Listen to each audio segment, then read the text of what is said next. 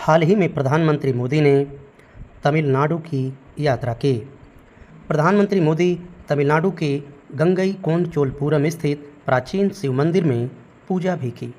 इस दौरान उन्होंने राजेंद्र चोल प्रथम की स्मृति में एक स्मृति सिक्का भी जारी किया। प्रधानमंत्री आदि तिरुवाथिरई महोत्सव के दौरान वहां मौजूद भी रहे, जो कि मंदिर में मनाया जाने वाला एक प्रमुख उत्सव है।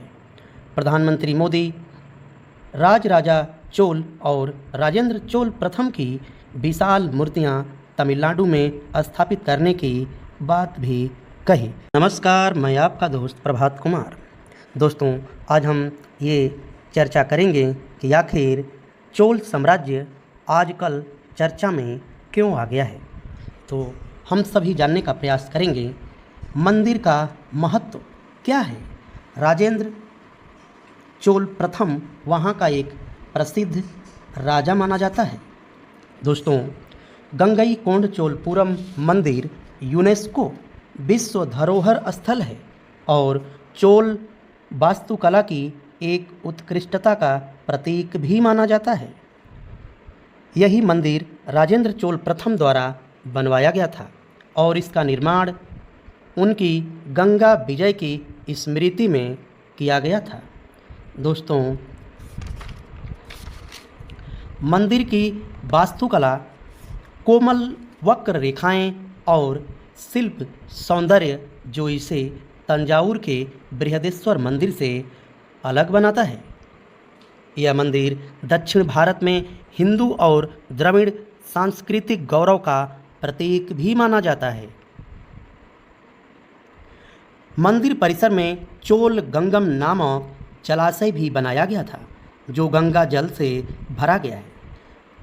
दोस्तों, ऐसा वहाँ इतिहास में उत्कृष्ट है कि जब राजेंद्र चोल प्रथम ने गंगा अर्थात पाल डायनेस्टी पर अपना अधिकार स्थापित किया था, तो उस समय इस मंदिर का निर्माण किया गया और वहाँ एक जलाशय का भी निर्माण किया गया। उस जलाशय में गंगा जी के सबसे पहले पानी ला करके डाला गया और जो वहाँ गंगईकोंडपुरम मंदिर में शिव भगवान का मूर्ति है, वहाँ भी जल से सर्वप्रथम अभिषेक किया गया और वह जल गंगा जी का था। दोस्तों, हम आगे बढ़ते हुए वहाँ की ऐतिहासिक पृष्ठभूमि की चर्चा करेंगे। राजराजा प्रथम के पुत्र चोल राजवंश के सबसे महत्वपूर्ण शासक साम्राज्य का विस्तार किया। गंगईकोंडचोल के नाम से भी वे प्रसिद्ध हुए।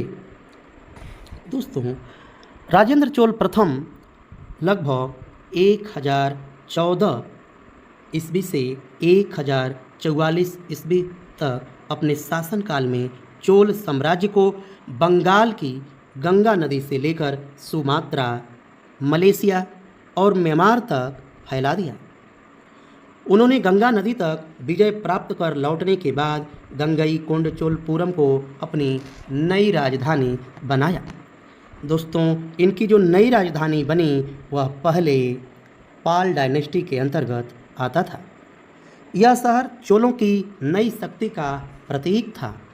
चोल साम्राज्य उस समय भारत का प्रमुख समुद्री और सैन्य साम्राज्य था।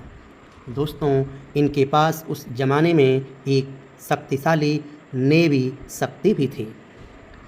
दरअसल दोस्तों, हम इनके उदय की चर्चा करेंगे तो 9th सेंचुरी से लेकर के 14वीं सेंचुरी तक इस साम्राज्य का विस्तार हुआ।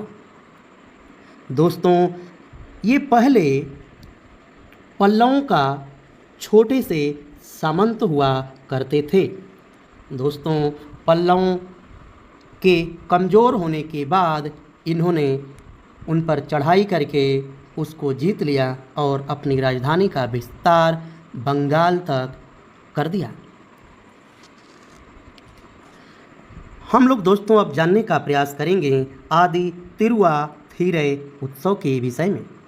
यह खासा वहीं से जुड़ा हुआ है। यह उत्सव आदि माह अर्थात जुलाई अगस्त में मनाया जाता है और तिरुवाथिरै नक्षत्र से भी संबंधित है, जो भगवान शिव और राजेंद्र चोल से जुड़ा हुआ है। दोस्तों, उत्सव के दौरान थेरुकूथु अर्थात सड़क नाट्य के माध्यम से राजेंद्र चोल की उपलब्धियां प्रदर्शित की जाती हैं।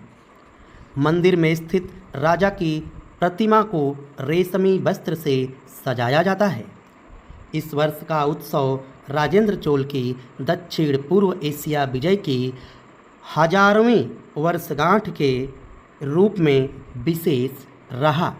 दोस्तों, यदि आप लोग इस सेशन को ध्यान से सुने होंगे तो एक इस पर अभ्यास प्रश्न आपको मिलेगा और इसे हल कीजिए और कमेंट बॉक्स में आंसर ज़रूर देने का प्रयास कीजिएगा। तो ये रहा आपका अभ्यास प्रश्न। तो दोस्तों, नमस्कार, मैं आपका दोस्त प्रभात कुमार। अब हमें इजाज़त दीजिए, मिलते हैं आपसे नेक्स्ट वीडियो में। तब तक के लिए धन्यवाद।